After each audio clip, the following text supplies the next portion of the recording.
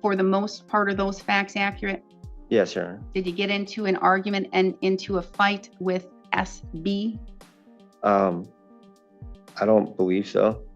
You don't think you did? I just know that when she dropped me off, she was yelling stuff at me when I drove off. So what did you do? I just drove off. You didn't do anything? Oh, You didn't provoke a disturbance? no. Good, we're going to trial. Thanks. We'll set this matter for a trial. Okay? We will go on the record in the matter 24 CM 202, State of Wisconsin versus Andrew Koch. The state appears through Assistant District Attorney Holly Rockow in person. Mr. Koch appears in person in custody with counsel Joel Feliski. We're set today in this matter for a plea and sentencing hearing. The parties have reached an agreement. Mr. Feliski, can you please recite the agreement for the record?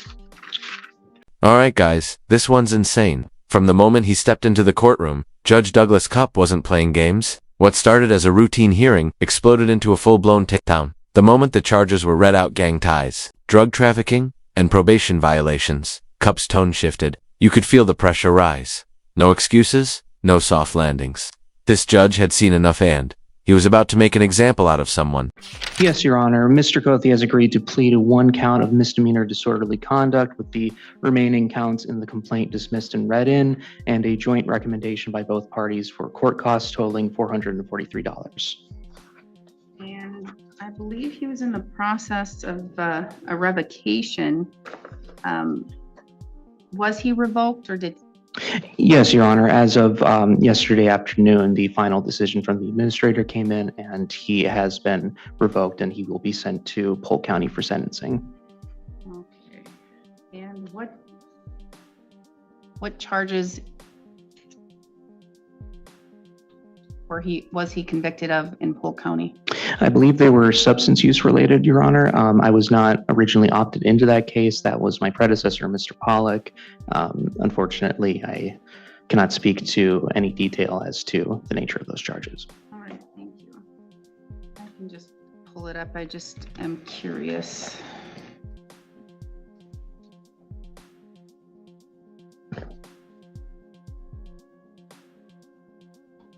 Would it be for the 24 cases or for a 21 case, Mr. Koch?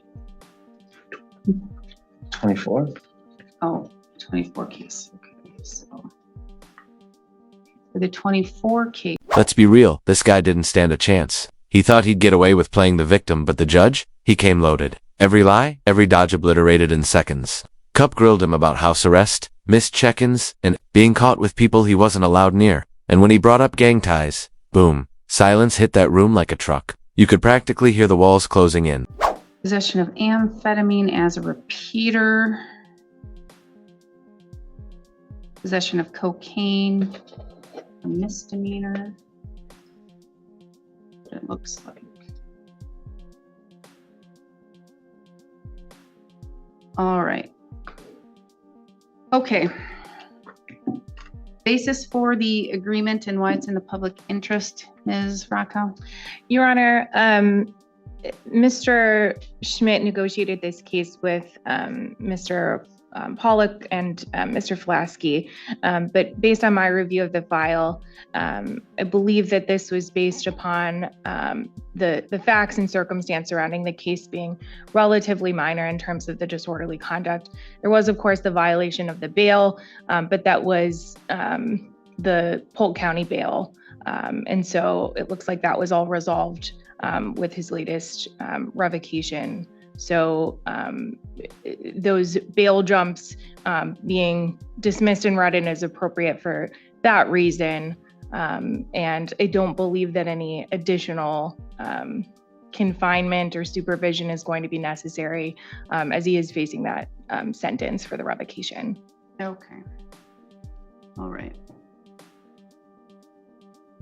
So we do have victim SB in the courtroom here today, and Ms. Bauer, SB would like to make a statement. Is that correct? Yes, Your Honor. SB may come up here and have a seat at the black desk, and you may provide a statement. If you are going to read something, please read it very slowly so my court reporter can take everything down. Of course.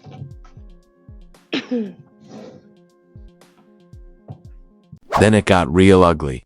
The defense tried to sweet-talk their way out, blaming system errors, confusion, even miscommunication. But Judge Cupp, he'd had it. He ripped into them with laser precision, calling out probation games and twisted truths. "You think you can outsmart this court?" he snapped. "Nope, not today." That bench turned into a battlefield, and the judge was the only one walking away clean. For almost a year. Since we started dating on January 22nd, 2024, I knew there was something wrong with the way he would talk to me or even act. But I was in love. On April 5th, that's when the real anger started. Almost every day from then until the 22nd of October, or the 21st of October, there were fights. He would hit me, but he always thought that he could just make it up. Sorry. On October 21st, we were at a friend's house, and he was on the phone with a friend, and just out of nowhere, he called me the B word, and then threw a car manual at me. Seconds later, he would spit in my face. But once again, made it up, told me he would never do it again. But just a couple hours later, my world flipped around. On October 22nd, about midnight, we left the friend's house and he drove to a parking area in Grantsburg.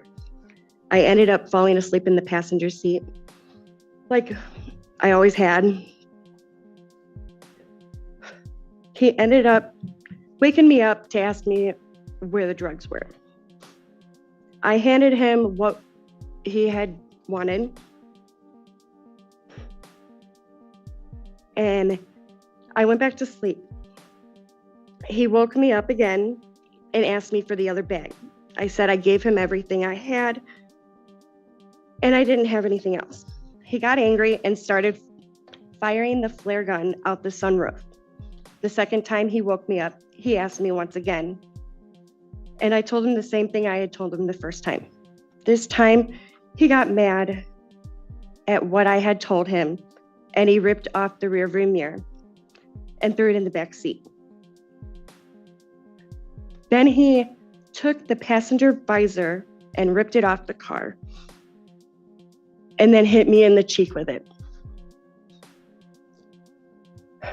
The third time he asked, I told him the same thing. This time, he ripped off my glasses, bent them, and broke them. This next part, cold-blooded. The judge laid out the record like a body count. Weapons, charges, multiple violations, and still this guy thought he could walk. Cupp said it flat. "You're out here risking lives," while the court bends over backwards. You could feel the heat rising. Even the public defender looked shaken. There was no saving this. Cupp wasn't just sentencing a man, he was sending a message. So I thought I was going to try and call for help. He ended up taking my phone and with his two hands, literally ripped it in half. The fourth time he woke me up, I kept repeating what I had told him every time. And this time I looked at him and I looked in his eyes and they were black. It was like Andy was gone and someone else took over. The next thing I knew, he started bashing my head against the passenger window. And all I kept thinking was, I have to get away, otherwise he's going to kill me.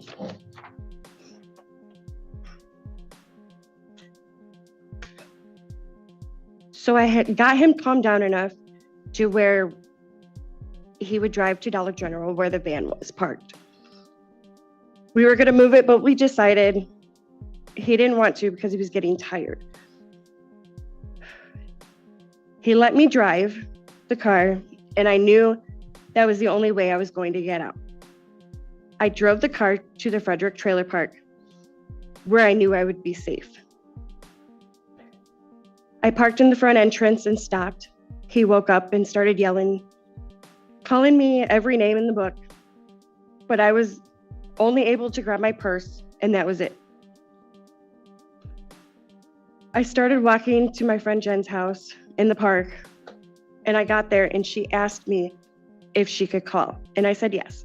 And then came the hammer. The judge declared this wasn't just probation, it was manipulation. You used our leniency like a weapon, he said. No second chances. He revoked bond, called for immediate detention, and slammed his gavel so hard the echo lingered. The room froze. No one even blinked. In 12 minutes, this courtroom had turned into a war zone, and the judge had claimed victory with fire. And fell to the ground. The cop from town came and my body started going numb. I ended up throwing up and passing out. Not knowing what was going on, they called the EMTs and I went to the hospital and had a CT scan. Your Honor, this is still painful for me. I have anxiety and panic attacks now every day. I am actually on nightmare medicine. I don't know the name of it. But I have nightmares every night, every time I sleep, of what he did to me.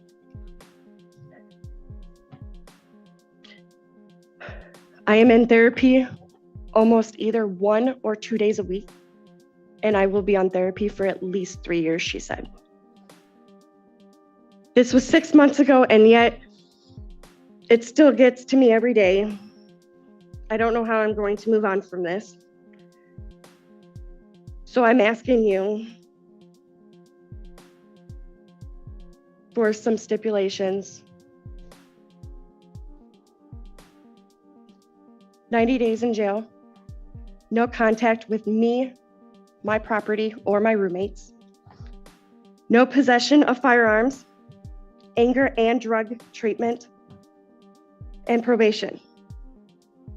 All right, folks, that's the courtroom system, raw and ruthless. This wasn't just justice. Served it was a wake-up call. No gimmicks, no courtroom drama. Just one man, one bench, and a no-nonsense judgment that shut the entire room down. If you thought judges don't get emotional, watch this again. Douglas Koch didn't just uphold the law, he reminded everyone exactly who's in charge.